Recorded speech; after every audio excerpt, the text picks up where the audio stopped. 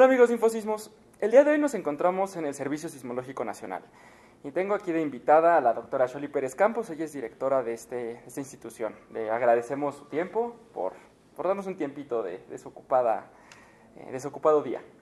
Muchas gracias por venir, por la invitación, por darse este espacio. Bueno, quisiera empezar preguntándole qué le inspiró a dedicarse a la sismología. Yo sé que a muchos sismólogos lo que les interesa de la sismología o se empiezan a interesar en la sismología por un sismo que los marca. No sé si sea su caso. Es totalmente mi caso. Fue el sismo del 19 de septiembre del 85. Yo tenía 11 años, iba en primero de secundaria, en mis primeros días de secundaria. Y fue el gran sismo y realmente me impactó bastante.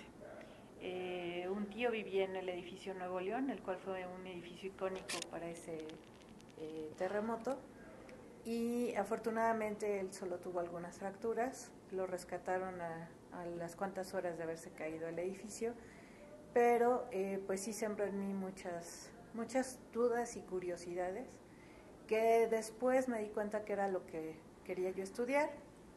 Se lo expuse a mi mamá, quien me trajo al Servicio Sismológico Nacional de visita.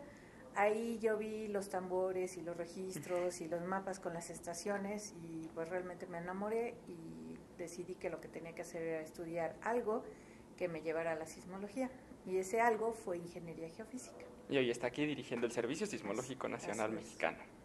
Bueno, yo creo que la pregunta base de aquí es, ¿qué es un sismo? Pero me gustaría no la parte técnica, sino usted cómo describiría un sismo, cómo describiría el fenómeno de una manera fácil de entender y no tan técnica, porque técnica pues hay mucho, pero de una manera más sencillita, hay manera de describirlo. Bueno, la palabra sismo como tal significa una vibración del suelo, de la tierra, y lo importante es el origen de esa vibración. Entonces puede haber orígenes naturales, como lo que nosotros realmente pensamos como un sismo, como lo puede haber artificiales. Por ejemplo, una explosión puede llegar a producir vibraciones. Pero si nos enfocamos al origen natural, tectónico, de lo que la gente entiende como un sismo, de lo que entendemos como un sismo, pues ahí lo que está pasando es que el material dentro de la Tierra se está rompiendo, y ese rompimiento está provocando una liberación de energía. Me vi muy técnica, pero vámonos ahora con un ejemplo pues bastante fácil de hacer en casa. Si tomamos un lápiz y ese lápiz lo empezamos a doblar, lo que estamos haciendo al doblar ese lápiz es inyectarle energía de deformación, ¿no? Energía potencial, y eventualmente pues ese lápiz, ese material ya no resiste y se va a romper. En el momento en el que se rompe, se libera toda esa energía que estaba acumulada cuando lo estábamos doblando, y eso es realmente el sismo, ese rompimiento y esa liberación de energía. Ya después esa energía viaja por un medio, que en este caso es el aire, y llega hasta nuestros oídos y nosotros lo escuchamos. Lo mismo pasa con los sismos. Hay algún punto donde hay un material que está siendo sometido a esfuerzos, que lo está deformando, que ya no resiste, que se rompe, y en ese rompimiento libera la energía. Esa energía son las ondas sísmicas, que son las que viajan por el interior de la Tierra hasta llegar a nosotros y hacernos vibrar. Y son las que nos espantan muchas veces. Así es, son las que nos mueven el piso. Ahora, aquí atrás vemos muchos registros, hay unos acelerogramas y todo, pero ¿cómo se registran estos sismos? Los instrumentos que los registran, pues, ¿cómo se llaman? ¿Dónde están instalados? Porque muchas veces podemos decir, pues, el registro, pero ¿cómo se hace ese registro? Bien, pues el registro proviene de una estación sismológica. En esa estación sismológica se pueden tener hasta 3 equipos para medir cómo se mueve el suelo. Esos 3 equipos, uno es el GPS, que realmente lo que está midiendo es la posición, y esa posición con el movimiento pues cambia, y eso nos puede producir un registro de desplazamiento. El segundo equipo es el más común y el que se usa bastante en la sismología, que es un sismógrafo. En realidad la parte del sismómetro es el sensor, el sismógrafo ya tiene la parte de registro. Ese equipo lo que mide es la velocidad con la cual se mueve el suelo, y son los que estamos viendo ahí atrás, que son los registros sismogramas. Luego lo otro es un equipo que mide la aceleración, a ese se le llama acelerógrafo. ¿Con qué aceleración se mueve el suelo? Es como estar viendo cómo aceleramos y desaceleramos el carro cuando vamos manejando. Y ver el odómetro pues sería ver la velocidad con la que vamos, ¿no? Y entonces esos registros de aceleración lo usan sobre todo los ingenieros civiles para ver cómo se mueve el suelo y lo que tienen que resistir a ese movimiento o a esa fuerza los edificios que construyen. Pero aquí, por ejemplo, en el sismológico, para dar la magnitud de los sismos se usan los registros que tenemos aquí atrás. Que son sismogramas y acelerogramas. Ok. Creo que la parte, la duda de muchos es esa, con qué información se va a dar la magnitud de los sismos. Y hablando de magnitud, creo que voy a entrar en una parte que a muchos les interesa porque vamos a hablar de grados y Richter. Esa parte me interesa mucho porque existe una gran desinformación, por así llamarla, sobre cómo se miden los sismos, las escalas en las que se miden. Y los medios de comunicación creo que muchas veces pues ayudan a que no se dé la información correcta. ¿Existen los términos grados Richter? No, de hecho, pues es algo que se acuñó hace muchísimas décadas y se ha venido manejando, pero no es correcto. La magnitud es una escala que diseñó el doctor Charles Richter en California en los años 30 y lo hace tomando como base una escala logarítmica que se utilizaba para medir el tamaño de las estrellas. Y eso lo traduce al tamaño de los sismos. Él lo que toma son registros de velocidad, sismogramas, ve la amplitud máxima que se registra, ve a qué distancia se encuentra la estación que lo registra del epicentro, es decir, del punto donde salió la energía, y con eso establece una escala de magnitud que mide el tamaño de los sismos. Y como él pues la diseñó y la inventó, pues se le da el término de escala de Richter. Con el paso de los años se vio que esta escala tenía limitaciones. Una primera limitación es que esa escala sirve muy bien para sismos que ocurren en California con estaciones en California, que fue como la diseñó el doctor Richter. Pero la geología en otros lugares del mundo no es la misma que California y por lo tanto las ondas no se comportan de igual manera y por lo tanto hay que hacer correcciones diferentes. Entonces esa magnitud dejó de llamarse magnitud Richter y empezó a llamarse magnitud local, porque en cada localidad se hacen las correcciones de acuerdo con la geología y las estaciones que se tienen. Pero luego se vio que de esas escalas, la de Richter y la local, tenían otra limitación más, y era que como se basaba en la amplitud del registro, pues sismos grandes, que no hay tan grandes en California, pues saturaban esa escala, es decir, no se podía medir un sismo más grande de una magnitud de 7 más o menos. Entonces, pues se vio la necesidad de buscar otras escalas de magnitud que permitieran medir los sismos grandotes. Y la que hoy en día se utiliza y que es muy buena porque permite medir cualquier tamaño de sismo, chiquititos o grandototes, es la escala de magnitud de momento sísmico. Y esa está relacionada directamente con el tamaño de la falla, es decir, con qué tanto, cuál es el área que se rompió durante el sismo. Y no solo qué tanto se rompió, sino qué tanto se deslizó esa falla. Entonces podríamos decir que la magnitud va a medir cuánto se rompió, qué área rompió, qué tan grande fue el área que rompió un sismo. Así es, y lo de grados es muy importante. Como es una escala logarítmica, no es lineal, ni el espacio entre un orden de magnitud y el otro no es el mismo entre el que sigue.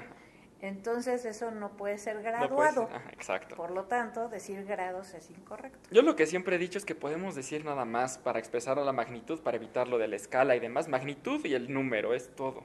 Sí, es lo más conveniente porque en realidad las agencias que publicamos magnitudes, publicamos diferentes tipos de magnitudes. Entonces sería muy confuso estar mencionando qué tipo o cuál fue la escala que se empleó en cada caso. Y de hecho pocas agencias en el mundo utilizan la escala o ponen la escala que utilizaron.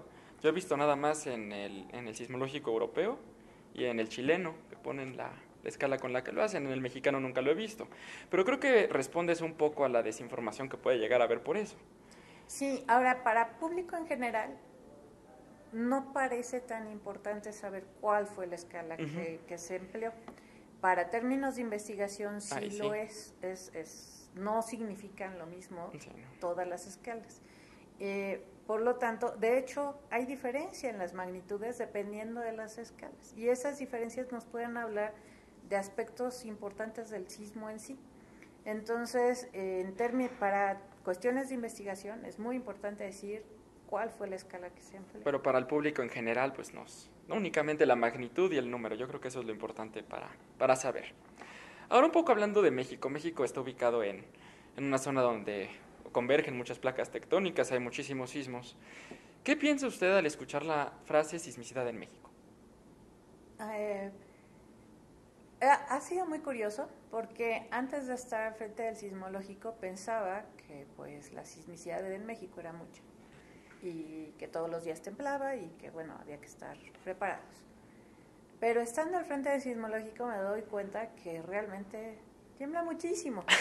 Tiembla más de lo que yo pensaba, a pesar de ser sismóloga, no tenía como no dimensionaba qué tantos sismos se registraban al día en la República. Ya estando aquí y dando un seguimiento más puntual de la sismicidad que se reporta diariamente, pues cuando oigo sismicidad en México, pues pienso en las decenas de sismos, ahora ya llegamos a las centenas, de sismos que se pueden registrar diariamente en nuestro país. Estamos hablando que en los últimos años han ocurrido grandes sismos. Específicamente en 2017 podemos hablar del 8.2, del 7.1, 2014 podemos hablar de algunos, 2012. Está temblando más que antes y voy un poco a la pregunta porque hay muchas dudas en redes sociales sobre si hay más sismos más fuertes que antes, si está temblando más, qué está pasando con la Tierra. Y más adelante tocaré un poquito más el tema, o bueno, va relacionado. Me gustaría juntar las dos preguntas o los dos cuestionamientos. En 2017, la cifra la revisé ayer o antier, están 23.363 sismos en la página del Servicio Sismológico Nacional. Y en el 2018 hay 30.198. Si nosotros nos vamos, y estará de acuerdo conmigo, de 1990 para acá, estamos haciendo una línea así de que suben cada año más.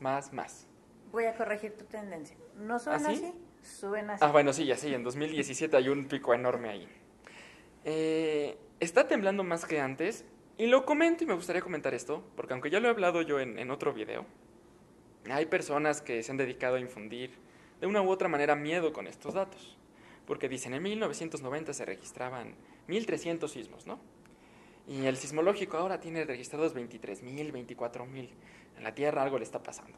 Me gustaría que nos aclarara ese punto. En realidad lo que estamos viendo es el efecto de contar con más estaciones sismológicas.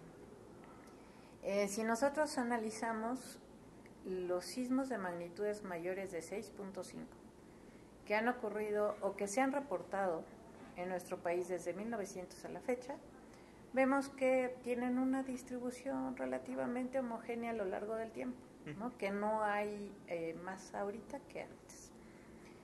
Es decir, no está temblando más, ¿no? Pero cuando analizamos los sismos más pequeños que eso, a pesar de que un 6 puede parecer así como grandecito, pues resulta que a principios del siglo XX pues no se tenían tantas estaciones. Se tenían 3, luego 9. Con 9 estaciones no se pueden ver inclusive sismos de magnitud 6 si no están colocadas en los lugares correctos. Entonces, el catálogo del Servicio Sismológico Nacional está completo en magnitudes 6.5 antes de 1974. Magnitudes menores no está completo el catálogo. Puede venir uno que otro reportado, pero eso no significa que se puedan hacer análisis estadísticos serios con esos datos, ¿no? Entonces, algo muy importante es justamente la completitud del catálogo. Esa completitud se basa con qué es capaz de detectar mi red de manera homogénea. Entonces, hoy en día estamos de manera homogénea en todo el territorio, podemos detectar muy bien sismos de magnitudes 4.2 en todo el territorio. Hay zonas que si ocurre un 4, no las podríamos detectar. Más al norte del país. En el norte centro, ¿no? De hecho, no es tan al norte porque ahí ya tenemos más estaciones. Entonces, el haber instalado esas estaciones, pues nos ha permitido ver los sismos pequeños, de magnitudes incluso menores de 4, que ocurren en el norte del país, que antes no se podían ver porque no había estaciones sismológicas. Ahora, como los sismos no aumentan de manera lineal, es decir, por cada sismo que yo tenga de magnitud 5 voy a tener 10 de 4, 100 de 3, 1000 de 2. Entonces, si yo pongo una estación en un lugar donde hay muchos de 2, pues voy a tener 1000 de 2 de un jalón, ¿no? Donde antes pues, no tenía estos 1000. Por eso te decía, la tendencia no es lineal. No. Cada que ponemos una estación, eso aumenta logarítmicamente. Y entonces también eso respondería que en 2017 vimos 23,000 y cachito. 2017 y todavía 2018 son años peculiares. Ahí lo que tenemos es el efecto de las réplicas del sismo del 8 de septiembre del 7 para tiempo local de México, que tuvo una magnitud de 8.2. Fue un sismo que tuvo miles, todavía tiene réplicas, y eso pues hizo que el catálogo tuviera ese pico, ¿no? Cuando se hacen los análisis de sismicidad en el tiempo, justamente lo que se elimina son las réplicas, porque las réplicas no es cómo se está comportando la sismicidad en general. Podríamos decir que es una anomalía. Es una anomalía puntual en tiempo y espacio. Después que se acabe esa secuencia de réplicas, regresará a su estado normal esa zona y la sismicidad se seguirá comportando como lo venía haciendo. Entonces, para tomar un punto ahorita, me parece interesante.